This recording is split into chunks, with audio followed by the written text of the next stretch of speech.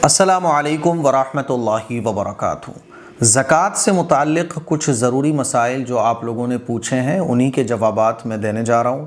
पहला सवाल ये पूछा गया कि ज़ेवरात पर ज़कात होगी कि नहीं होगी। ख़वातीन के पास जो ज़ेवरात होते हैं उन पर भी ज़कात होगी। बाज़ दफ़ा ख़वातीन पूछती हैं कि हमने तो अपनी बच्ची की शादी के लिए रखा है, ये पैसा तो हमने बच्ची की शादी के लिए रखा था। तो ये बात अच्छे तरीके से समझ लीजिए, बच्ची की शादी के लिए या किसी भी काम के लिए आपके पास ज़ेवर हो, सोना हो, चांदी हो, चाहे वो ज़ेवर की शक्ल में हो, बिस्किट या डली की शक्ल में हो, बहरहाल हर सूरत में वो ज़कात में काउंट होगा और आपको उस पर ज़कात देनी होगी। ख़वातीन को चाहिए कि ज़कात बहुत एहतियात से निकालें, सही तरीके से उसका हिसाब लगाएं। अच्छा, सोने और चांदी के सिलसिले में ये बात समझ लीजिए कि सोने के बारे में जो ये कहा जाता है कि 7.5 तोला सोना, तो वो तब है जब सोने के अलावा कोई और चीज़ आपके पास बिल्कुल ना हो। चांदी भी नहीं है, 1 रुपया भी आपके पास नहीं है, 1 डॉलर 1 पाउंड भी आपके पास नहीं है, सिर्फ सोना ही सोना है, तब तो फिर निसाब चेंज हो जाएगा और निसाब होगा 7.5 तोला। लेकिन सोने के अलावा अगर आपके पास चांदी है, कैश भी है, 10-5 हज़ार रुपया, 10 रुपये ही क्यों नहीं है, सबके पास होते हैं। आजकल कोई खातून ऐसी नहीं होगी जिसके पास सोना हो लेकिन कैश कुछ भी ना हो। तो सोने के साथ साथ अगर कैश, चांदी या कुछ और चीज़ें हो जाएंगी तो फिर निसाब चेंज हो जाएगा और निसाब हो जाएगा फिर 52.5 तोला चांदी, मार्केट में जितने रुपए का आ रहा है, फिर ज़कात का निसाब ये हो जाएगा। तो ज़ेवरात पर भी ज़कात होती है। दूसरा सवाल ये पूछा गया था कि दुकान, मकान, प्रॉपर्टी पर ज़कात होगी कि नहीं होगी। तो ये बात समझ लीजिए, दुकान जो आपने बेचने के लिए ख़रीदी हो, यानी आपने कोई दुकान ख़रीदी है और वो दुकान ख़रीदने का मकसद ये है कि जब इस पर पैसे बढ़ जाएंगे तो मैं इसको सेल कर दूंगा, इस दुकान पर ज़कात होगी। बाकी जो आपकी दुकान है तो उस पर ज़कात नहीं होगी। प्रॉपर्टी डीलर अगर कोई है, प्रॉपर्टी का काम करता है, इस पर्पज़ से उसने जो दुकान ख़रीदी, प्रॉपर्टी कोई मकान, कोई जगह इसलिए ख़रीदी कि जब पैसे बढ़ेंगे तो उसको सेल कर दूंगा। तो प्रॉफिट कमाने के लिए अगर कोई दुकान, मकान, प्रॉपर्टी ख़रीदी गई है तो उस पर ज़कात होगी। बाकी आपने रहने के लिए मकान ख़रीदा है तो उस पर ज़कात नहीं होगी, चाहे आपने 2 मकान ख़रीदे हों, 3 मकान ख़रीदे हों।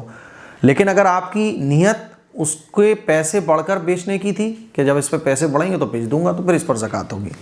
शेयर पर ज़कात, तीसरा सवाल ये पूछा गया था, जितने भी आपके पास शेयर्स हों तो उस पर भी ज़कात होगी। जब आप ज़कात को काउंट करने के लिए बैठोगे, जिस डेट में भी आप ज़कात का हिसाब लगाओगे तो उसमें जहाँ बहुत सारी चीज़ें ऐड होंगी। अच्छा, ज़कात का हिसाब जब लगाते हैं तो कौन कौन सी चीज़ें उसमें प्लस की जाती हैं, कौन कौन सी चीज़ें माइनस की जाती हैं, इस पर मैंने बहुत आसान तरीके से एक वीडियो रिकॉर्ड किया है 2 दिन पहले, तो वो वीडियो आप ज़रूर देखिएगा।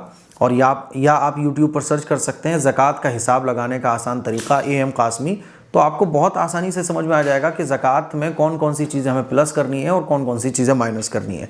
तो शेयर्स अगर आपके हैं, चाहे वो शेयर्स आपने होल्ड करके रखे हों या आपने शॉर्ट टर्म के लिए, लॉन्ग टर्म के लिए, जब आप ज़कात का हिसाब लगाने बैठोगे तो उस टाइम में आपके पास जितने भी शेयर्स होंगे तो वो भी आपके काउंट होंगे। इससे मतलब नहीं है कि वो माइनस में है, प्लस में है, उस वक्त जिस कंडीशन में वो होंगे, जो रेट उसकी चल रही होगी वो रेट आपकी काउंट होगी। ठीक है। चौथा सवाल पूछा गया था, कार, बाइक पर ज़कात होगी कि नहीं होगी।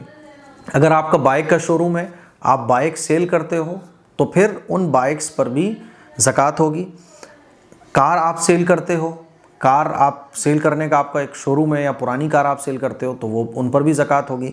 बाकी आप बाइक चला के कमाते हो, जैसे कि ज़ोमैटो डिलीवरी वगैरह बॉय जो होते हैं तो बाइक चला के कमाते हैं, तो वो बाइक पर ज़कात नहीं होगी। आप ओला उबर के ड्राइवर हो तो आप कोई कार सेल करने का काम थोड़ी करते हो, तो फिर इस कार पर ज़कात नहीं होगी। उस चीज़ पर ज़कात होती है जिसको सेल वगैरह करके आप प्रॉफिट कमाते हो। जिस चीज़ के ज़रिए आप प्रॉफिट कमाते हो उस पर ज़कात नहीं होगी, जैसे कि कार, बाइक है ना। कोई दुकान है तो दुकान सेल थोड़ी ना करता है आदमी, दुकान के अंदर माल सेल करके पैसा कमाता है। इंश्योरेंस पॉलिसीज़ पर ज़कात बिल्कुल होती है। इंश्योरेंस पॉलिसी आपने कोई लेकर रखी हुई है तो जो अमाउंट आपका है एक्चुअल में वो ज़कात में काउंट होगा। तो मुझे उम्मीद है ये तमाम मसले आपको अच्छे तरीके से समझ आ गए होंगे। अच्छा, ख़वातीन बाज़ दफ़ा टेंशन में आ जाती हैं कि अरे ज़कात देनी होगी ज़ेवरात पर। टेंशन लेने की नहीं, टेंशन लेने की ज़रूरत नहीं है। ज़कात देने से माल अल्लाह तबारक व तआला बढ़ाता है। ज़कात से माल में बरकत होती है और ये माल भी तो अल्लाह का दिया हुआ है। जब सब कुछ अल्लाह का दिया हुआ है तो हमें क्या मुश्किल, ज़कात दीजिए। अच्छा, ज़कात देने में ये भी ख्याल रखें आप कि जिसको ज़कात दे रहे हो तो ज़कात देते वक्त आपकी नीयत ज़कात की होना चाहिए दिल में आपकी नियत होना चाहिए। मान लीजिए आप 1000 रुपये अगर किसी को दे रहे हैं तो देते टाइम आपकी ज़कात की नियत होना चाहिए। आप जिसको दे रहे हो उसको बताना ज़रूरी नहीं है कि भाई साहब ये ज़कात है, आप उसको तोहफ़ा भी बोल सकते हो, लो भाई मेरी तरफ से रख लो यार, अपनी मदद पूरी कर लेना, ठीक है। तो ये ज़कात के कुछ ज़रूरी मसाइल थे। मुझे उम्मीद है आपको अच्छे तरीके से ये तमाम मसले समझ में आ गए होंगे। इस क्लिप को शेयर करें। अस्सलामु अलैकुम वरहमतुल्लाहि वबरकातुहू।